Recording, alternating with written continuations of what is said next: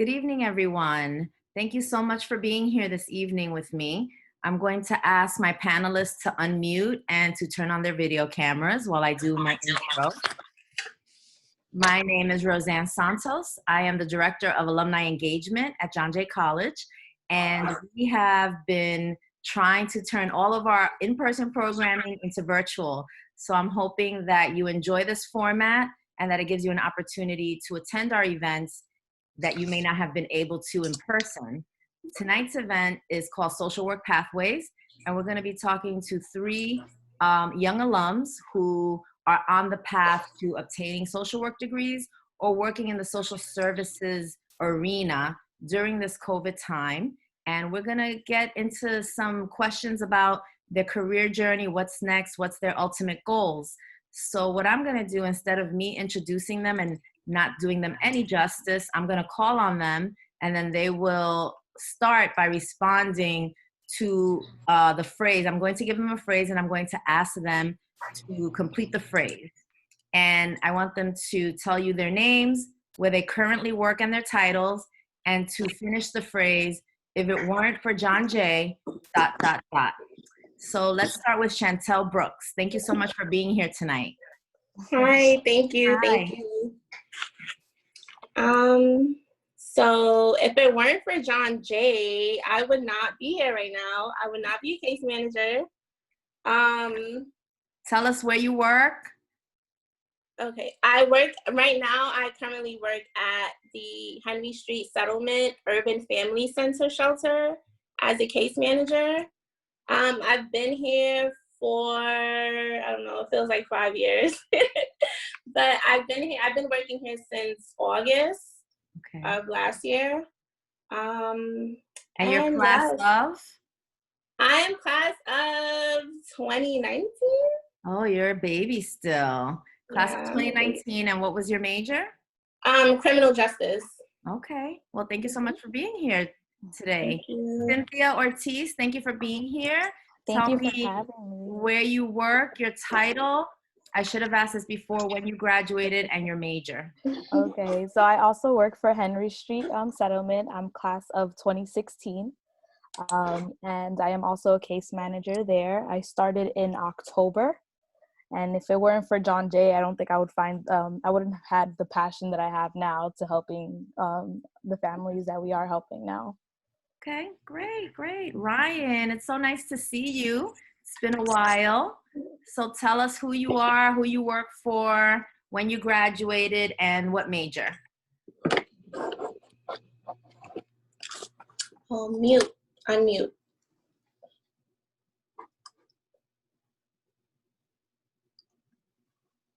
It's on the bottom. There we go.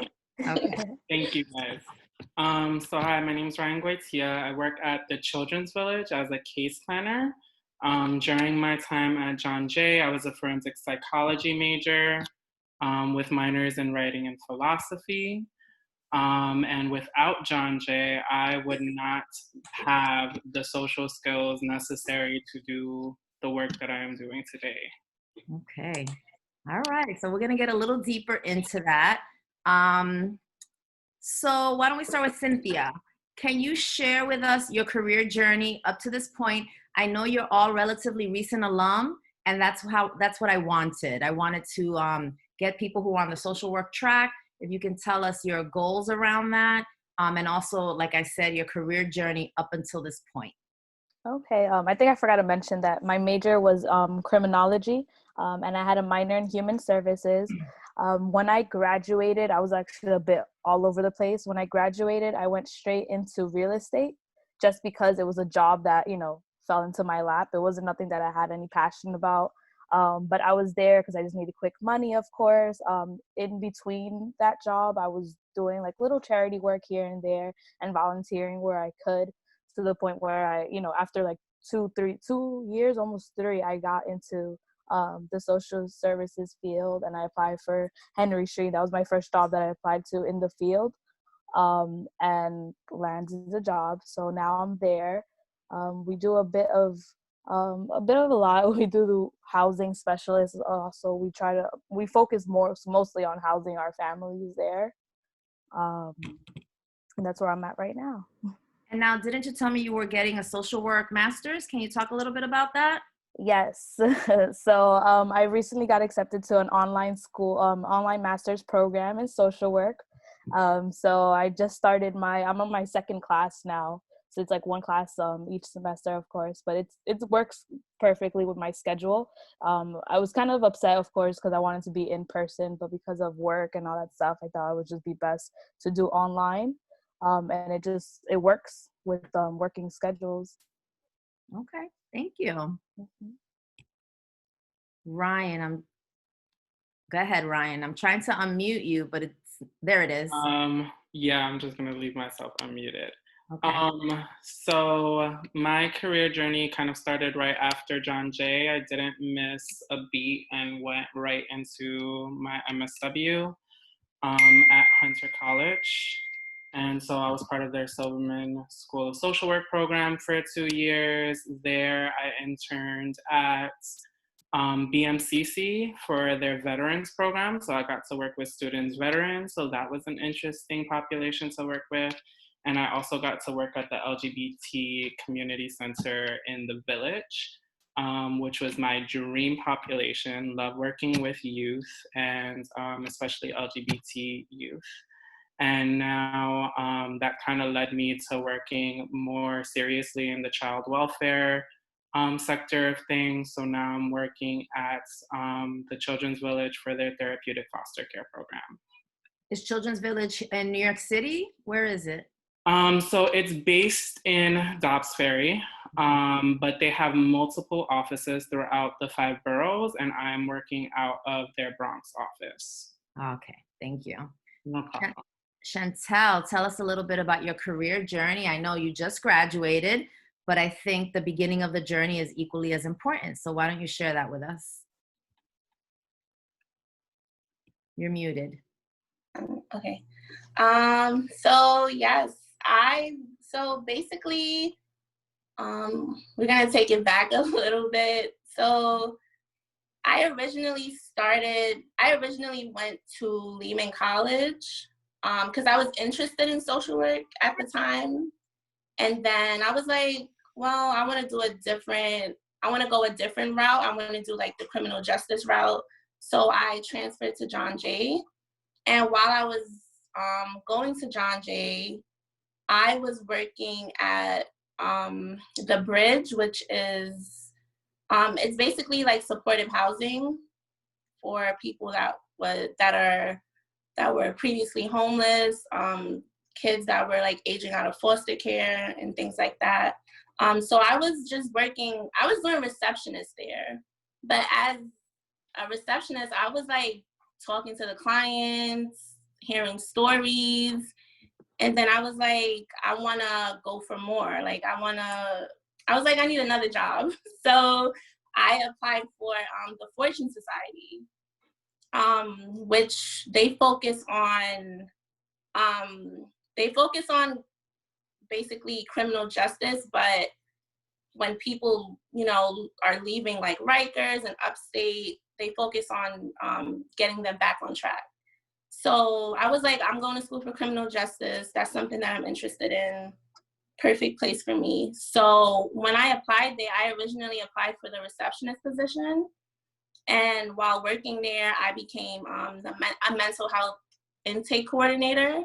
So I was directly speaking with clients that were coming from upstate correctional facilities and, meeting them, doing their intake, getting them ready to meet with the psychiatrist and stuff like that. And then while I was working there, I was like, I need something else. So then I applied to Henry Street Settlement, and that's when I became a case manager. So working here, yeah, like Cynthia said, we do a lot. We do intakes for clients that are coming from PATH. We manage a caseload of like 20, which feels like 60. We deal with families when they're in crisis. We're like the moms and dads of these families. That's a little bit of, yeah. Do you foresee yourself moving forward into getting an MSW now that you've bounced around a little bit and gotten a flavor for the profession? Yeah, definitely. All right. Cynthia?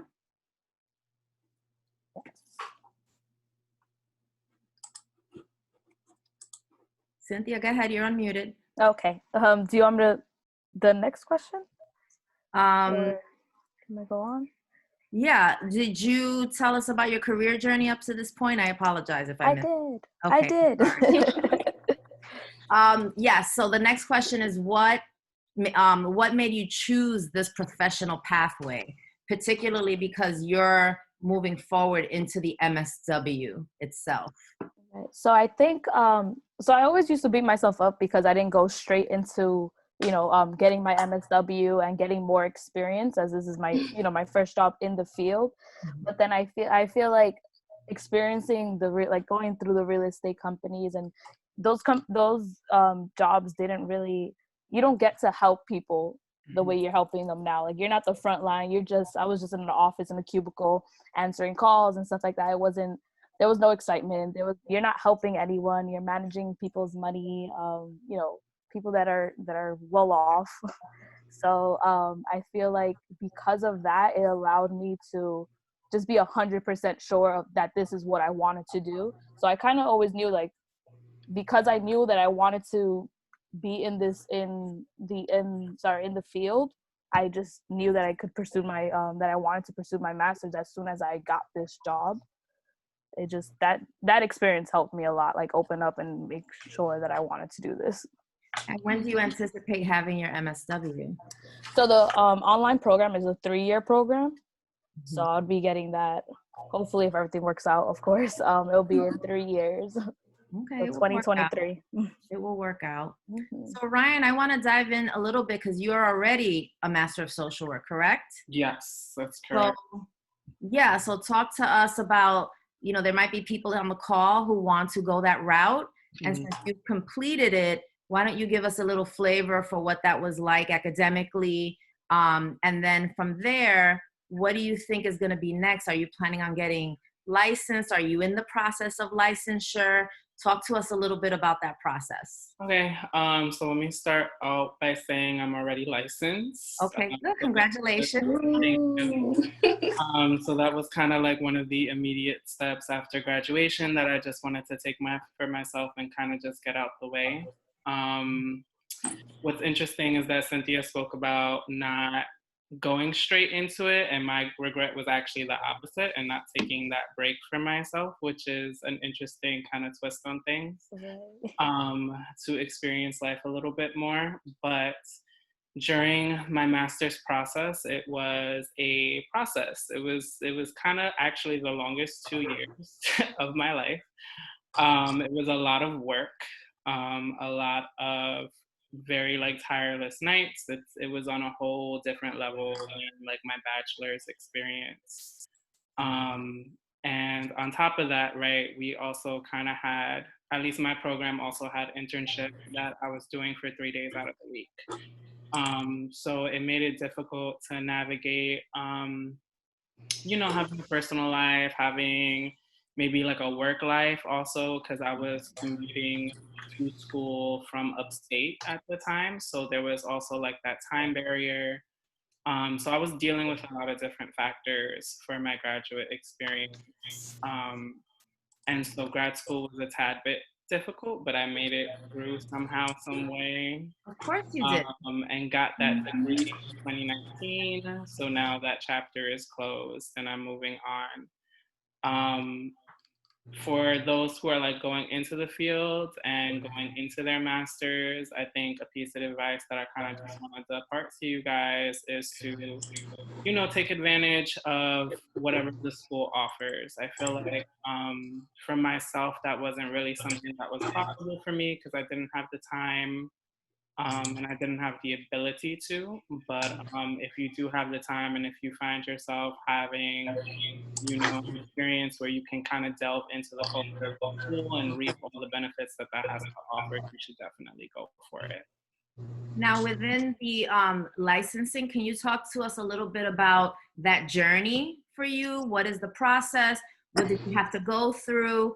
I was recently educated that by someone in the forensic mental health counseling area, a colleague, that licensing is different in every state.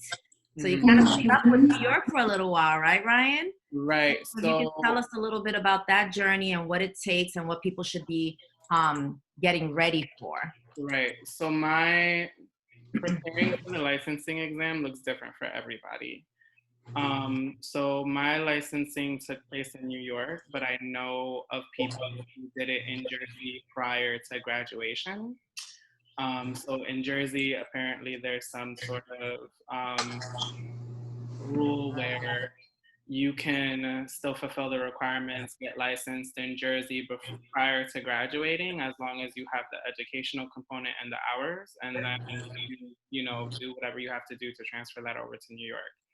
I just decided to make it simple for myself and not go through the hassle and just get licensed in New York after I graduated. Um, so of course you have to kind of like go through your school, make sure they're sending the educational components to the licensing committee or whatever the case may be. And your school should also like be keeping track of whatever hours you're doing for your internship. So that also gets sent with that piece. So the school should be handling that kind of communication, but I don't know school by school how that looks. But the point being, you as a student have to be on top of all of that, and you have to make sure that they're doing what they're supposed to be doing. Right. So I had to stay on top of my Hunter people to make sure that all that information was getting transferred on time. The school, you know, was kind of communicative with me about like, you know, getting certain things in before a deadline. However, they were also kind of lax. So kind of everything is on you. And if they say it once and it never gets mentioned again, you should still be staying on top of those things. And then of course, following up afterwards, picking a site to take the test. Studying is also usually on you. Sometimes the schools will like offer classes or whatever, but sometimes you just have to go get yourself a book or whatever and kind of study materials on your own, which is what I was doing for a few months after graduation. And then I took my test in August. Okay, and you've been licensed since when? I've been licensed, so August, I passed the test. I want to say maybe 2 weeks after that, my license arrived. So August, September-ish. 2019. Yep, 2019. And then, and I'll one more question, and then I'll move on to someone else. I'll stop picking on you. It's okay.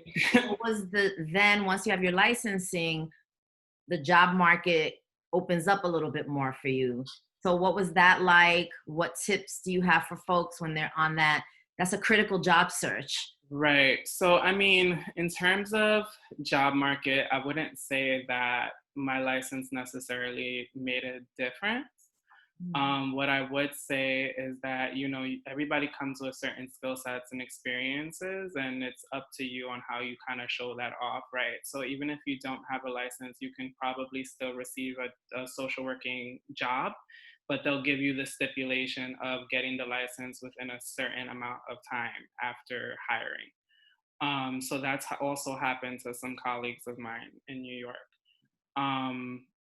I mean, if it makes yourself feel better, go for the licensing first. And, you know, if you're more comfortable with that, then sure. But it's not necessarily like a requirement to landing the position. It's more about, you know, your resume, how you showcase yourself, making sure you're ready and going for that interview, and staying on top of it, just being persistent. Thank you, Ryan. No problem. Cynthia, I'm going to ask you this next question. What has been the biggest challenge you've faced within the social services arena during this pandemic? So right now, so working in the shelter, you're just the front line. So everyone, you know, you're there, hands-on. Our shelter's 24/7. So we do have, we have our typical 9 to 5, and there's some days that we're on call, so we sleep there. Because of the pandemic, it's a bit different now. We are working from home 3 days out of the week. So I think my biggest challenge is just communicating with our clients.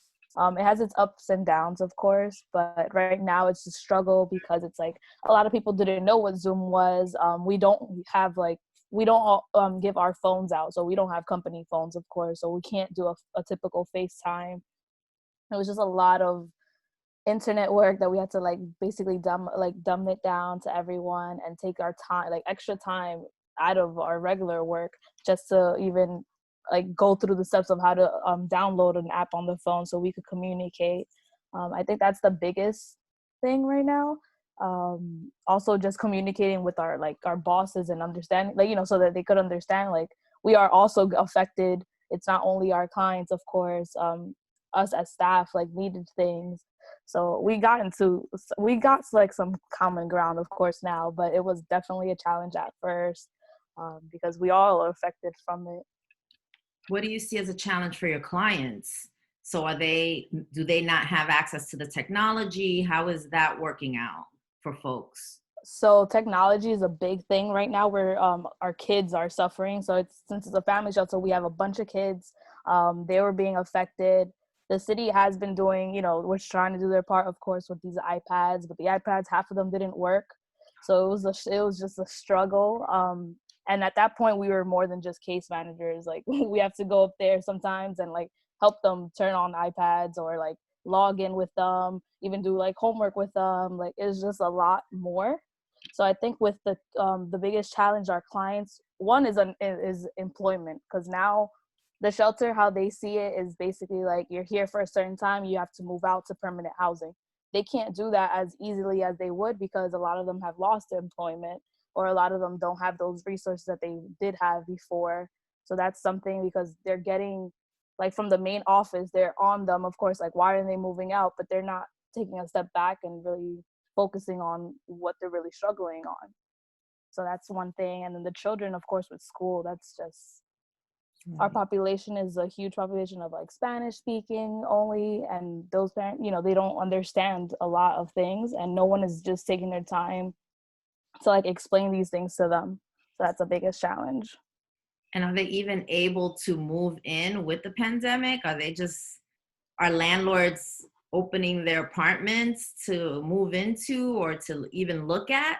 Surprisingly, there is a good amount. I mean, of course, it's decreased. And at first, when everything first happened, they were just like, no, it's not happening. Now, as everything's going, you know, smoothing out, I guess, in a way, they are doing a lot of virtual viewings. But it kind of does suck, because then it's like, you're just seeing the apartment. Like, I know myself, I wouldn't want to just see pictures and a video and then you have to move out. Here's your checks and move out. But a lot of our families are like, I wouldn't say forced, but that's really the only option that they're being given at this time. Okay, so that's a huge challenge right now for Yeah. you on the job. And are you still having to spend the night, even though of the pandemic, or are you 100% at home? No, yeah, we do spend the night. So out of the 2 days we're in the office. So we have, of course, they separate we have an alternate schedule with the other staffs and other case managers and workers of the shelter. So we don't really see each other as much. Like, I'm just seeing Chantel now over webcam.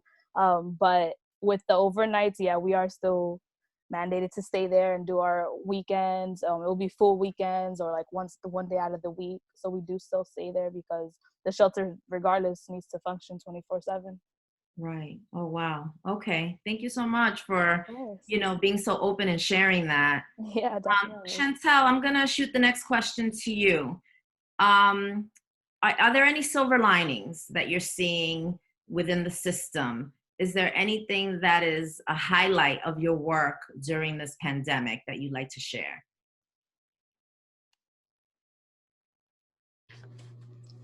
I think for me as a case manager, I mean, honestly, the highlight right now is just seeing the families move out, you know, based on like, everything that's going on right now.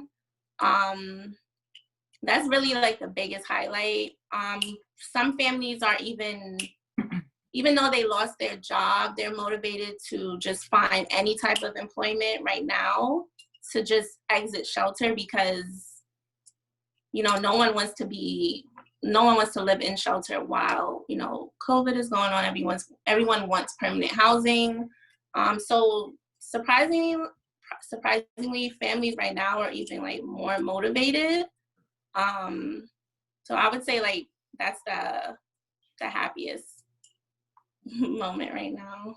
Okay. Thank you. Mhm.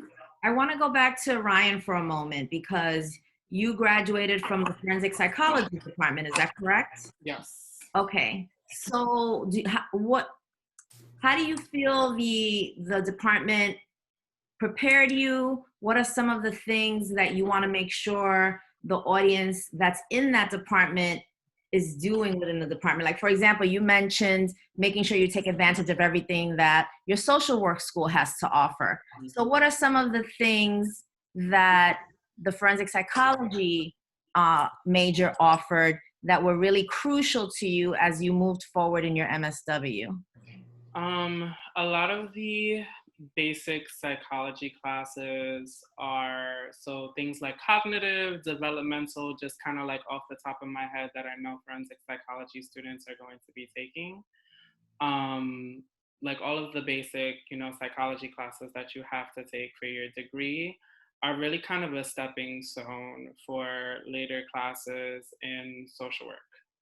So when you go into your social work field, you are going to get some of that psychological components to it where they kind of pick up where the bachelor degree left off. And so a lot of it is just kind of like, refresher, and then here's some like extra information. This is how we incorporate it into social work. So it kind of is important to be very aware of what you're learning in those classes. And it might be, useful to kind of stay in touch with some of those professors as well, just in case, you have any questions or things that come up that you may not exactly remember and you just want to sort of like get a quick reminder. But they do become later, they do become more important later on. And also, the exam, the licensure exam, is also based on, in my school, it was called a human behavior class. And so the human behavior class is kind of based on a lot of those psychological theories. So it kind of follows you throughout the the the career span. And of course, if you want to go for your clinical license, that's something else that you kind of build off of, like myself. So this, it's something that's going to continue to follow you. Is that something you're planning to do eventually? Yes, so I need 3 years worth of experience before that becomes a possibility. Okay. And I just started this job in late March. So Okay. hopefully in a next couple of years, I'll be ready to take another exam for a new licensure. Do you have to be 3 years in the same organization or just 3 years in total in the profession? Well, it needs to be 3 years of supervised clinical hours. So that can be broken up. If you get like a year in one position and then you get 2 more years in another, or whatever the case may be, it just has to collectively add up to 3. Mm-hmm. And so that, information can then be sent to the committee so that you'll be eligible to take the exam. Okay, thank you. Mm-hmm. I want to now open up the questions to anyone on the call who can just type them into the chat and I will read them. While people are thinking of their questions and typing them up, I'll ask Cynthia one more question before we take the questions that come up from the audience. Can you talk to us a little bit about the actual job search? Like, what did you do to, let's say, land the job that you're in now? What was the process?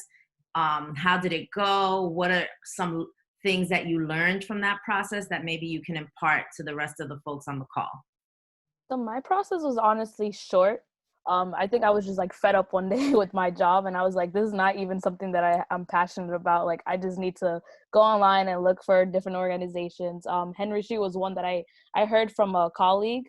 So I was just like, I looked at the website and I just filled out the application on the actual site, because I was doing stuff like through Indeed and all that stuff. And I was fluffing up, of course, my resume, because I didn't have experience other than like volunteer or just little internships I would have like during my undergrad.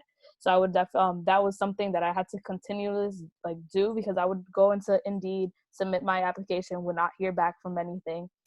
And then I'll go back to my resume and clean it up a bit, add more things, of course. And then I just went onto the Henry Street website and I went directly there. And I'm like, maybe that's what it was, that I actually went to the direct website instead of the like Indeeds and stuff like that. So that did help me. I was nervous because, again, of my lack of experience. That was my first job. I didn't really have actual employment in the field. But I was able to present myself in a way, like I spoke about my volunteer work, and also we don't focus on like what we're actually doing now, because a lot of the stuff that I was doing, even though it was in a different field, it had to do with clients. So I was able to speak on that, and that did help me a lot. Okay, thank you. So the questions are starting to roll in. And this first question would be for Ryan or Cynthia. What things did you take into account while choosing a school to pursue your master's degree? And that comes from Sabrina Scochette. I apologize if I messed the last name up. But I guess, Ryan, you can start. What did you take into account when you decided to go to Hunter? So, I mean, my own personal journey was basically Hunter was always kind of my go-to school for social work. A lot of my mentors at John Jay were always mentioning their social work program and how good their internship experiences were. So that was kind of my go-to place. Also, my mom graduated from Hunter with her bachelor, so that was also kind of like a motivating factor because I thought it'd be cute. To be completely honest with you. So I applied to Hunter and got in, and the only other two places I applied to, I believe, were Lehman College and I believe Stony Brook. And I got into Hunter, and when I got into Hunter, nothing else really mattered because I was just gonna go with it, whether or not I was offered something somewhere else. Okay, so you just kind of had Hunter in your brain, and Yep. okay, that's Yeah. fair. That's fair. I know a lot of students who are like, I've always just wanted to come to John Jay. I only applied to John Jay, and that was the only place I was going. So when you get something in your head, that's what you get in your head. Yeah. So Cynthia, you said you're doing an online program. So how does one decide what online program is better than another or a fit for you over another?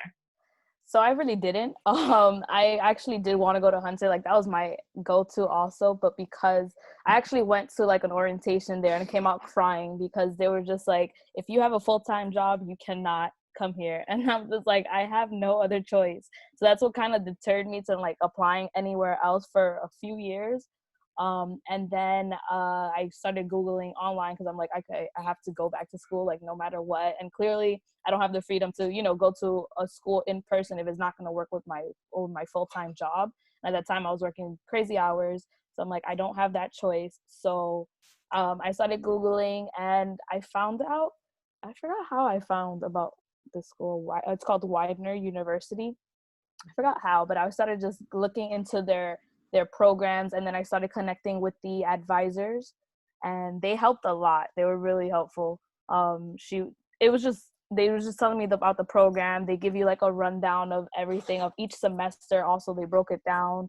My biggest concern was like the internship part, because I'm like, I'm online. Like, how does this work? And they were able to present that to me. And Widener was the only online school I actually applied to. And I got in, but I was working so hard with that, like, with the advisor. So definitely take advantage of that, of the counselors that they have before applying. Okay, thank you for that. We have another question from Karen. What are some of the good places to gain experience in terms of social work and working with children? So I'm guessing that's for me. So For anyone, if you have experience, you work at something called Children's Village, so yeah. So for me, most of my experience came from my like grad school internships. And so my first internship, I wasn't really working with kids all that often, only because I was dealing with student veterans. But my second internship was exclusively with youth. And so I would totally recommend, doing the LGBT community center. And if you're one of the, I believe they take 2 interns, one of the 2 lucky interns to get into the youth program, It's a truly great experience. You'll learn a lot. And the kids are really open to, kind of sharing with you what their stories are. I'm just gonna put this out here as like a precursor. There's a lot of heavy histories out there. So once you start to get to know, some of these kids and what their history is like, you do need to have like a solid poker face, even if you really, really feel for them. Because I've had some pretty heartbreaking stories come my way. And so when you kind of focus on the work and how to best help these kids, your brain is kind of like in that social work mode, and that's where it should stay. And of course you can feel for the kids, not saying that you can't, have a heart, but like in the moment, it's not really what it's about. It's about the work and helping these kids and getting these kids what they need. And that's also been my experience here at the Children's Village too. Okay. Chantel or Cynthia, do you have any experience with children's services that you want to share? I know a few places. I think there's a place called I think it's called the New York Foundling. That's a good place to apply to. Good Shepherd Services. I would apply for Children's Village too. You might get in. I would just look at all different programs and just look if they have like a youth section. Because like, for example, Henry Street has like a youth portion. Even though like we're a shelter, there is a youth, like social worker, there's a whole youth program that we have. So. Thank you. Elizabeth Martinez is asking, how do you balance your work and personal life? I don't know. Oh my God, that's so hard. It is. Especially now that we're home, it's a lot. So we're bringing work home right now. Right, So don't do it, guys. We have no choice now, of course, but I think it's just something you have to go into and like really separate your things. So like right now, I'm like, I know at 4:00 or 5:00, I have to log off my computer because now it's so easy to just stay on your desk and, I'm already home, so I'm gonna just keep doing this report. Right. It's like you have to literally like plan it out. I put it in my planner, like log off, like try to get off of it because it's just so hard. It's even if it's like little things, you just have to prioritize yourself. Yeah, for sure. Stay organized as much as you can. Make a bunch of sticky notes, planning like Cynthia does. Reminders help a lot. Is this unique to the pandemic, or is this just in general? Okay. Yeah. Ryan, you wanted to say something? I feel like it's especially hard with the pandemic, just kind of echoing that too. Cynthia said, only because I feel like we're told as people in this field to not bring the work home. And so since a lot of us are now working remotely, we really don't have a choice but to have our work at home. So I have rules just for myself that I had to learn over the first couple of months because I started exactly when this pandemic hit. So my agency phone goes off at the end of the day. And my notebook gets closed, it gets put away somewhere, calendars go off, everything is muted. I'm still working on taking my work email off of my personal phone because that was a huge mistake. And so there are just certain limits you have to set with yourself. And this pandemic kind of makes it more obvious, which is just kind of annoying. And don't check your work email after 5 or whatever time that you leave work. Try not to check it. It's hard, but it helps a lot. Yeah, you have to set limits. I mean, this is not something that we as professionals in any industry learn right away. So someone like Chantel or even Ryan and Cynthia, you guys are still very new to the post-school world versus someone like me who's been in the workforce for a very long time. And you learn that if you don't take care of yourself, you're never going to be able to help take care of these children or the people in the shelters or your own families for that matter. So that does come with time. So the sooner you start practicing self-care as a young person, the more that will follow you as you get higher up in your profession. So that's definitely really important. We have a question here from James. And again, this one will probably go to Ryan and Cynthia. He wants to know a little bit more about the financial aid process for graduate school. That's James Bowman. Hi, James. So I could answer. Hi, James. It was basically really easy. Like, I think I went through a lot more during my undergrad financial aid with FAFSA and the offices and stuff like that. But for grad school, I literally just did my my FAFSA, and then they took care of everything to the point that I got nervous and I had to keep like emailing the financial aid office, like, is everything paid for? Like, is it okay? Because they really took care of it all. And they just literally send you an email like, oh, this is the bill, and this is how much was paid for, and if you have anything left over, they'll just send you the remainder. But it was so much easier than my undergrad for me. Okay, Ryan? So I took out loans, and everybody who's ever taken out loans knows that it's not like a wonderful, pretty process. But my loans aren't as bad as like other people's loans who probably go to private institutions. So I believe I have to pay back somewhere around like 42,000. Is my low payment, which isn't like too bad for like a grad school experience.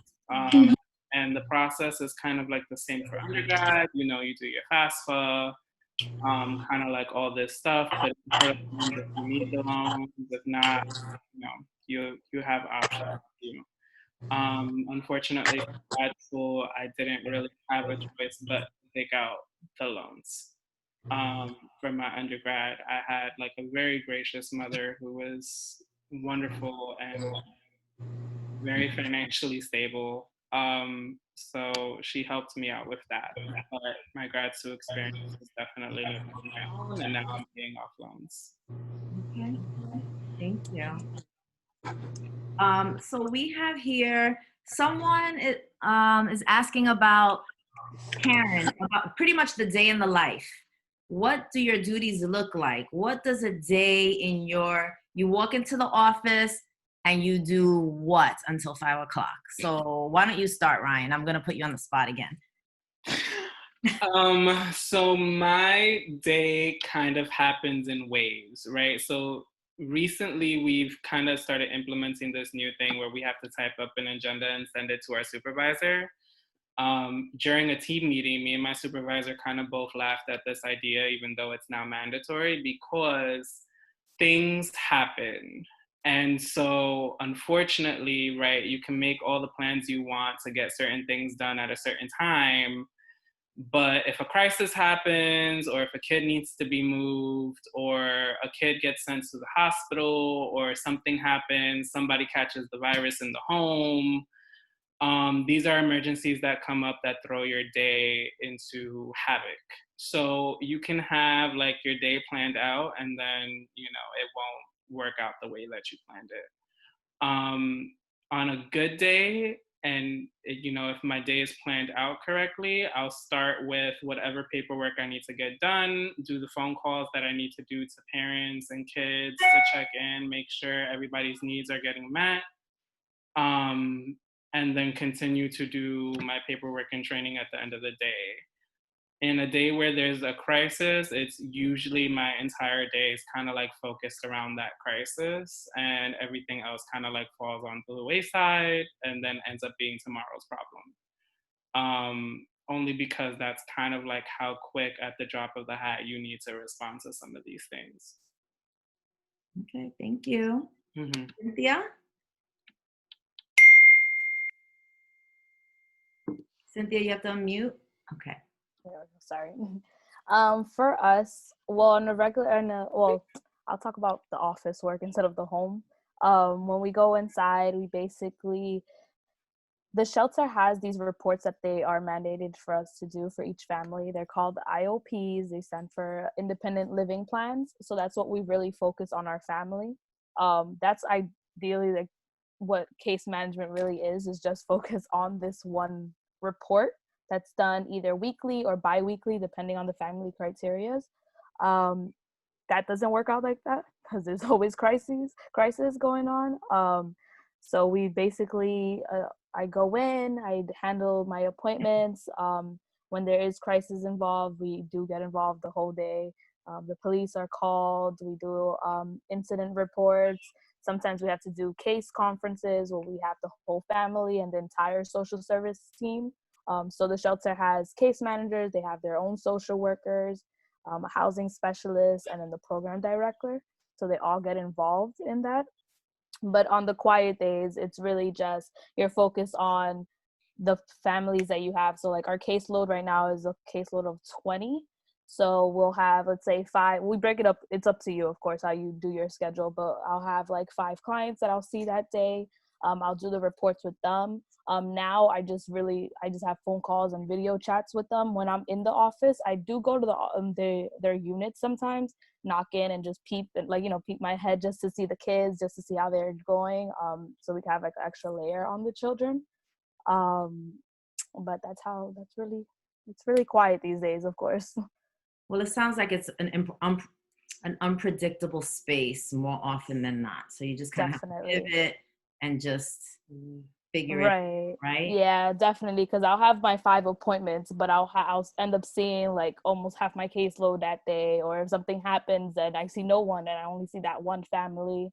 Now it's a bit different because how they altered our schedules. I'll be like the only case manager there for the day. So I'll be helping the other case managers while they're working remotely or vice versa.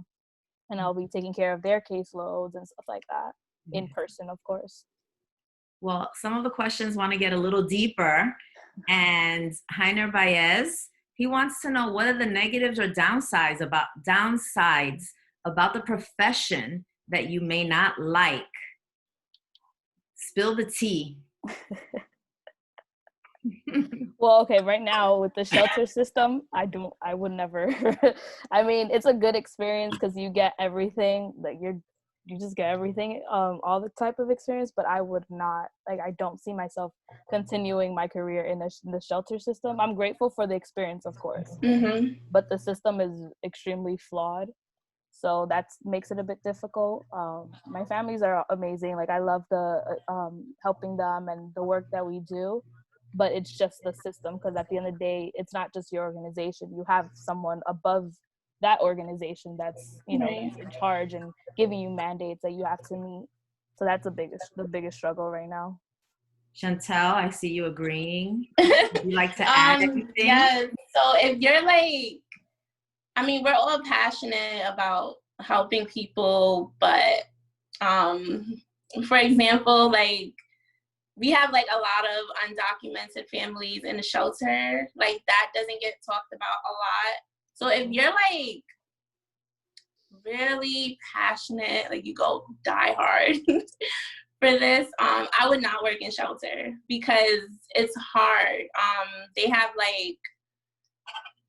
have strict, like the people above you have to follow certain things. I would definitely work with a nonprofit where you can like basically share your ideas and others might be more open, but like certain agencies, I wouldn't really, the agencies are hard to work with. If you have kids, like for example, I have a son, I'm still at work. I gotta go home. So you have to know how to balance, spending time with the kids, work, and personal life, balance that.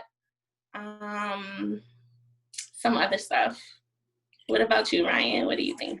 I thank you for being here late with us. So I appreciate your time with us, in Alumni Relations, and thank you for that. I know you have to get to your son, so thank you. He's okay. Ryan? Some of the negatives, I mean, specifically to what I'm doing with foster care, I would say the hardest part of my job is sometimes dealing with the parents. It's not even so much the kids. Only because, the parent, we talk about, our kids going through trauma and like what they're experiencing. But sometimes we forget that the parents go through the same things. Yeah. And so we expect parents to manage things in a better way when that's not necessarily the case, because they also don't have resources available to them to manage the things that they need to manage. So sometimes dealing with parents becomes a little bit difficult when there's a lot of different frustrations coming their way.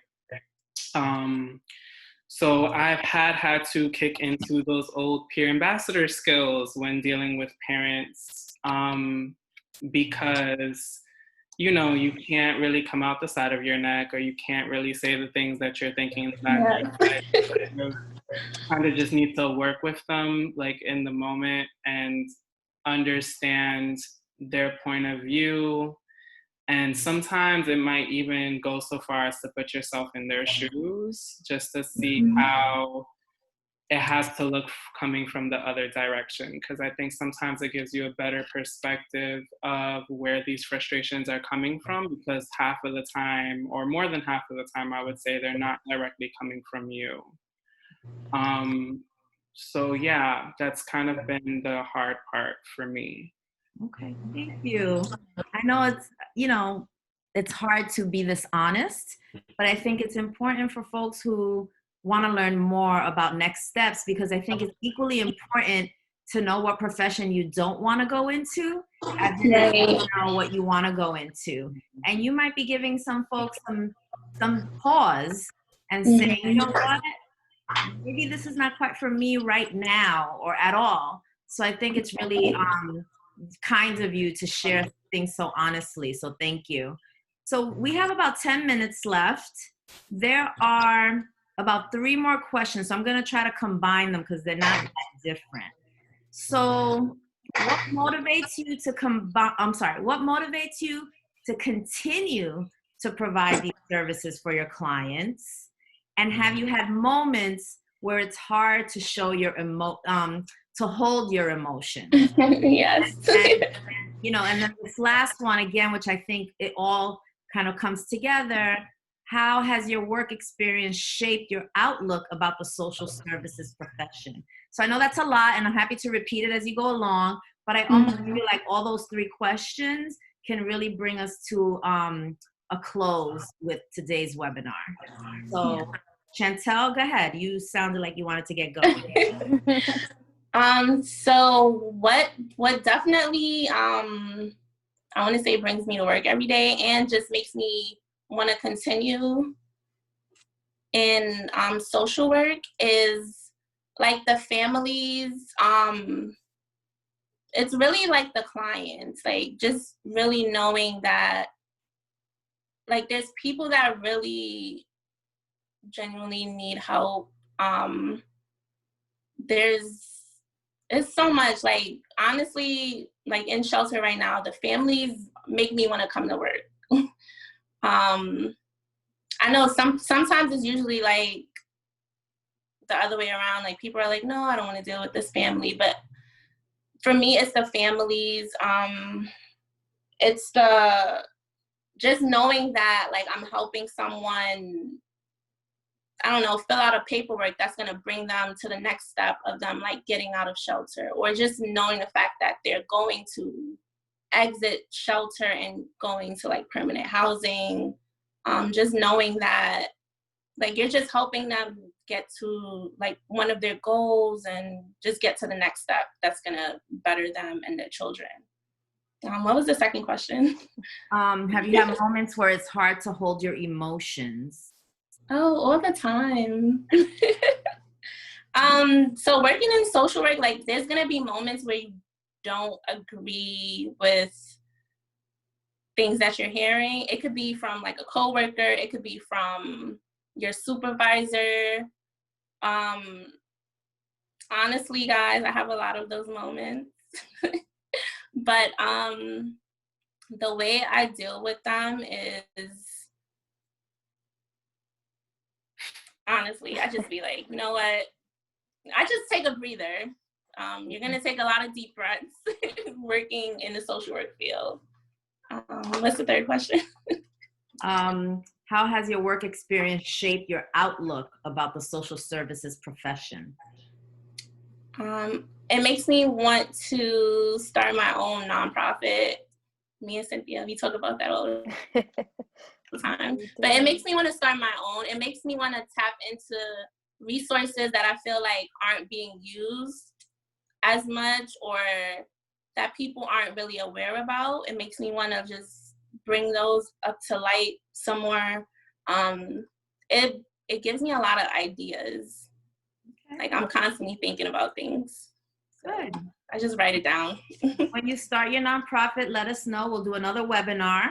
Ooh. And teach the rest of us what that process is like. I think Yes, people would be really definitely. interested to know the steps to moving forward and starting their own nonprofits. So thank you, Definitely. Chantal. Cynthia, you want to go next? Yes. So I'll start with the emotional question because I have a lot of those also.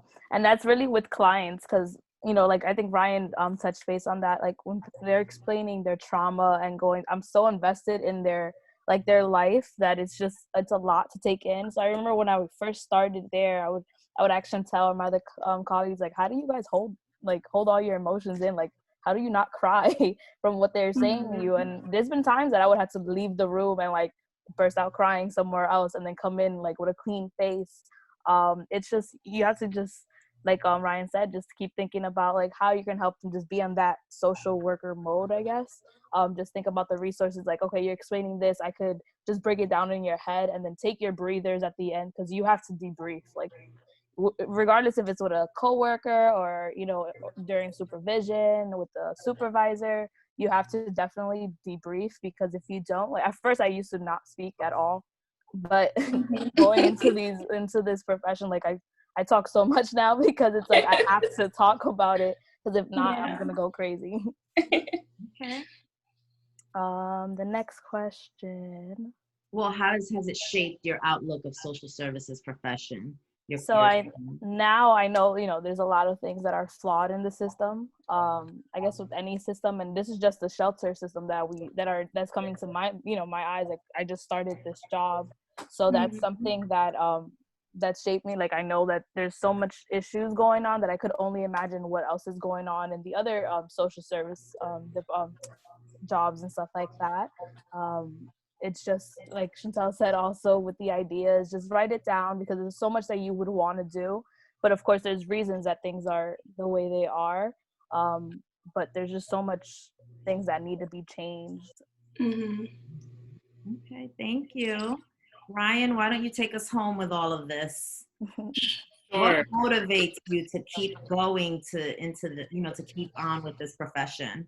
So what motivates me is the kids, really, because in the back of my mind, there's like this nagging voice that keeps telling me, well, if you're not gonna do this work, then who is? Mm-hmm. And so it sucks, right? Because to the third question, and as Cynthia kind of said, you realize that you're kind of working within a broken system. And so it becomes this self-perpetuating like problem of like, well, how do I make things better if the system itself is broken? And then, you know, so there's a lot of ways that I feel like as social workers, we become really resourceful in navigating those broken systems to get what we need out of them for our clients. In terms of like the emotional moments, I'm trying just not to cry because I know so many things are going to come up. So just from this job alone, I have had to identify a coworker to kind of just debrief about the majority of our cases. One case in particular hits very close to home because the youth identifies as transgender, and so with that identity comes a lot of baggage, and especially a lot of familial baggage that I have borne witness to throughout the case. So the way that I manage not like breaking down and cry is kind of like what Cynthia said about debriefing about these things. You know, whether that's with like a coworker or a supervisor, or whoever you have to bring it to, because it's also like important to get those things out to continue doing on this work. Okay. Well, thank you so much. You're right. If not you, who? And it's one of the things I admire most about John Jay students. They take this fierce advocates for justice motto so seriously and such to heart that after graduation, as you can see from our three panelists, they are fierce advocates for justice. The long hours, they have to spend nights in shelters, even during COVID. You know, you're dealing with raw emotions that may or may not feel familiar to you. And all I can say is thank God for you. Thank you for, you know, making sure that our families are being taken care of. None of you mentioned this, but I would imagine that being in New York City, the demographics you're dealing with are people who look like you. If I can make an overgeneralization like that, as I was born and raised in the Bronx, so I know of what I speak.